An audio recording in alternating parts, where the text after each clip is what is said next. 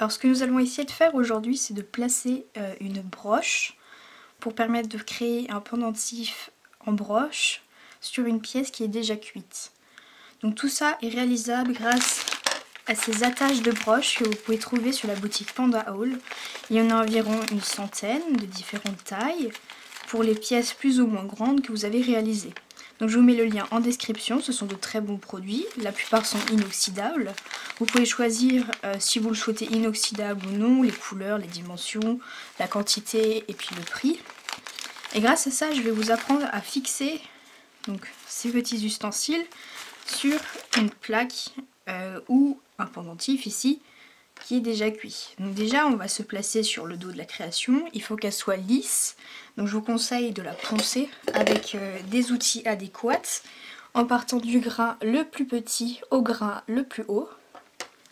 Et il vous faudra également choisir à nouveau la couleur du dos pour que ça reste dans l'harmonie, ou vous pouvez trancher également. Donc moi je vais reprendre la couleur que j'avais choisi pour faire ma broche. Donc il suffit de malaxer un petit moment. Et on va choisir aussi la taille de la broche qu'il va falloir. Donc la taille de la broche en fait se choisit en fonction de la grosseur et du poids de votre pièce. Donc plus c'est grand, plus vous avez de chances que ça tienne. Selon la taille en fait de votre pièce. Donc je pense que je vais prendre soit celle-ci,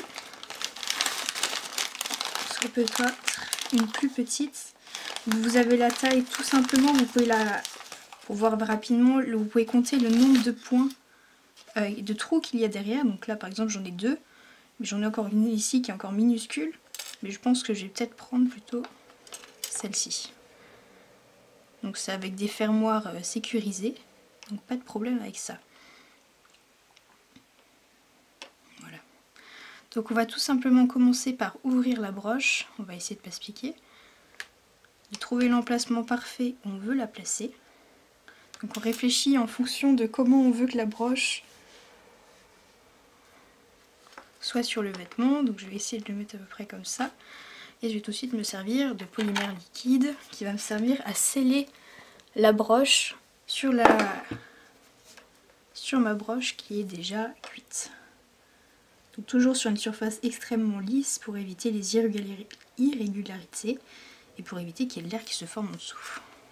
Je me suis généreuse sur la quantité. Et j'essaye d'appuyer à peu près pour que ça reste stable. Ensuite, je sélectionne le bout et la couleur que je veux. Et je l'étale avec un rouleau de manière assez régulière. Il faut qu'on ait une surface assez plane et homogène. Voilà. Une fois que c'est fait, je regarde à peu près la taille de la broche que j'ai choisie. J'en prends un autre modèle pour... voilà. Et je viens découper à peu près la largeur. Et je dépasse un peu pour ce qui est de la longueur pour permettre de coller le bout par-dessus. Donc voilà, ça donne un peu un rectangle. Je repose de la polymère liquide sur les côtés de la broche pour permettre à ce que la pâte polymère adhère mieux sur la pâte déjà cuite. Voilà. Et je la fais adhérer avec mes doigts. Donc là vous avez une façon de faire qui sera vraiment impossible de détacher, vraiment si vous forcez avec toute la force que vous avez, mais c'est vraiment impossible de détacher quasiment la broche scellée avec de la polymère, parce qu'une fois que la polymérisation est faite, la pâte polymère devient aussi dure que du plastique, donc c'est quasi impossible de la décoller.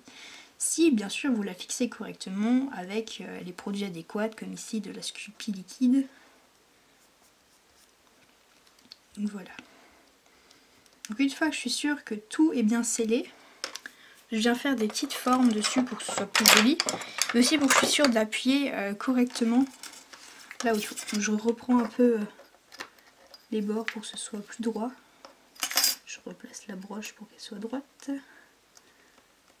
Voilà. Et je viens faire ici par exemple des petits points de manière irrégulière.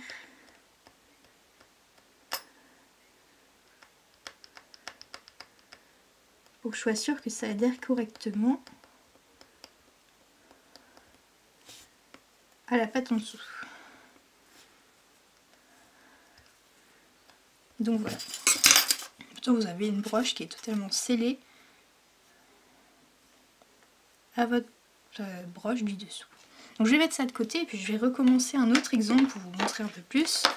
Ici la couleur n'est pas la même. Du coup je vais sélectionner la couleur qui correspond à celle-ci. Donc pareil, j'étale la pâte comme avant. Je reprends la broche. Donc je repose un peu sur mon vêtement pour voir là où je posais la broche. J'ouvre la broche, c'est plus simple après pour passer le passant. Et je tartine généreusement du Sculpey liquide. Bon, bien entendu, c'est bien mieux de prendre de la Sculpey liquide transparente. Comme ça, à la cuisson, même si vous avez dépassé un peu, ça ne se verra plus.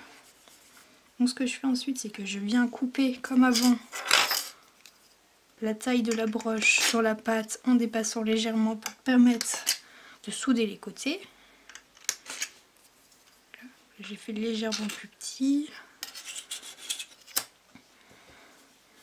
On peut mettre aussi de la Sculpey liquide directement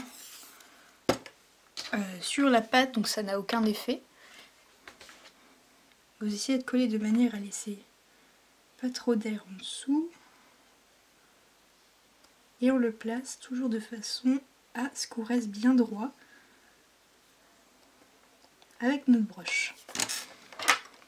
Donc je peux aussi me servir d'un outil comme ces outils en caoutchouc pour sceller encore mieux la broche avec la polymère. Donc le principal serait vraiment que ça adhère au maximum sur notre pièce de polymère qui est déjà cuite. Parce que c'est pas facile souvent de faire adhérer tout ça quand c'est déjà cuit. Et pareil, je viens texturer, donc j'enlève un peu le surplus pour éviter que ça fasse pas beau après la cuisson. Mais bon, comme dit, c'est une qui est relativement transparente, donc ça ne se verra pas beaucoup. Et je viens de nouveau faire des trous, mais cette fois réguliers. Donc le but en fait d'essayer de faire des formes et de la texture, c'est vraiment d'appuyer sans déformer ce que vous venez de faire. Donc ça permet vraiment de sceller au maximum votre broche.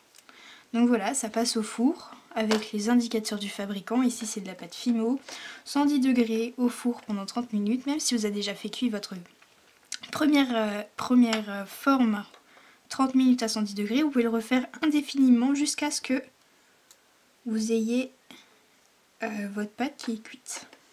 Donc je viens de remarquer que ces petites broches ou un ustensile ici, donc il va falloir laisser de la place pour celui-ci quand il va vouloir se plier. Donc tout ce que je fais simplement en fait, c'est de former un creux pour que ceci puisse se mettre correctement là où il doit être après. Donc voilà, donc ça gêne pas du tout la fermeture. Donc je fais pareil de l'autre côté. Je fais une petite fente ici pour le permettre de trouver un emplacement après. Et voilà, donc ça ne gêne absolument pas. Il suffit juste de s'adapter à la forme de l'outil. Voilà, donc ça ferme parfaitement, c'est super. Donc je vais essayer de le fermer pour la cuisson, comme ça prendra directement la forme de ce que je suis en train de faire. Voilà. Donc maintenant il n'y a plus qu'à faire cuire. Toujours avec les indicateurs du fabricant. J'espère que ça vous aidera beaucoup à réaliser ce genre d'attache, parce que beaucoup ne savent pas comment faire. Beaucoup ont peur aussi de faire recuire tout simplement leur pâte polymère, alors que c'est quelque chose que vous pouvez faire quasi indéfiniment, sauf pour certaines marques et certaines couleurs comme les pâtes translucides. On va éviter quand même de les faire cuire 3-4 fois, Mais celles-ci en tout cas sont des couleurs foncées qui ne vont pas brunir si vous les faites cuire correctement. Du coup voilà, je vous montre tout de suite le résultat et j'espère vraiment que ça vous aidera. Alors voilà ce que ça donne une fois que c'est cuit. Alors je vous ai fait plusieurs modèles, comme ça vous allez le voir correctement. Alors maintenant c'est entièrement cuit et ça se décollera plus parce que ça a été cuit avec de la Fimo, enfin de la Sculpey liquide ici. Et du coup en fait ça va agir comme une sorte de colle en fait qui va se durcir avec la chaleur. Donc ce qui est plutôt sympa en fait c'est qu'on peut vraiment adapter grâce à ces broches la taille de la broche par rapport au poids de notre pièce. Donc ça risque pas franchement en fait de se décoller ou de quoi que ce soit parce que la broche sera suffisamment forte pour soutenir on va dire le poids de la création. Donc là elle est assez petite celle-ci par rapport à celle-là quand on regarde. Donc pas besoin d'en mettre une si grande, j'ai mis quasi 2 tailles en dessous, donc c'est une taille et demie en dessous. Donc voilà, grâce à ce lot en fait vous allez pouvoir retrouver une centaine de broches avec différentes tailles. Donc, je vous mets toutes les infos du produit en barre d'infos. J'espère vraiment que je vous aurai aidé grâce à cette vidéo et je vous fais plein de gros bisous et je vous dis à bientôt.